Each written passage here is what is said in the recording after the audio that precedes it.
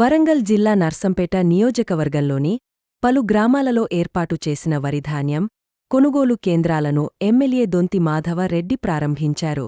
అనంతరం ఆయన మాట్లాడుతూ రైతు పండించిన ప్రతి గింజను ప్రభుత్వమే కొనుగోలు చేస్తుందని, రైతులు దళారులను ఆశ్రయించి మోసపోవద్దని, కొనుగోలు కేంద్రాల్లోనే ధాన్యం విక్రయించి మద్దతు ధర పొందాలని కోరారు. ప్రభుత్వ కొనుగోలు కేంద్రాలలో మాత్రమే సన్నధాన్యానికి బోనస్ లభిస్తుందని, రైస్ మిల్లులో విక్రయాలకు బోనస్ వర్తించదని అన్నారు. ఈ విషయంపై రైతులకు అవగాహన కల్పించాలని అధికారులకు సూచించారు.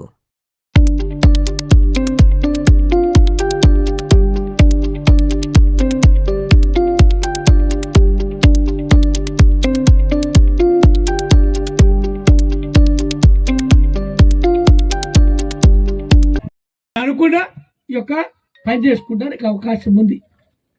1,000 రూపాయలు రావాలంటే 1,00,000, 1,50,000, 2 లక్షలు, 3 లక్షలు, 4 లక్షలు, 5 లక్షల రూపాయలు అయితే ఆ యొక్క చేసే పనికి వైబుల్ ఉంటుంది, ఆదాయం వచ్చేసరికి అవకాశం ఉంటుంది.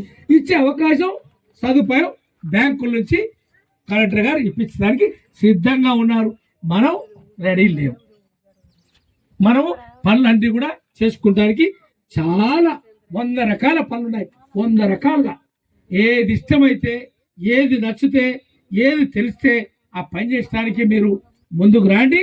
మీ అందరికి కూడా 34 సంఘాలకి 30 కోట్ల రూపాయలు ఇచ్చడానికి రెడీ ఉన్నారు.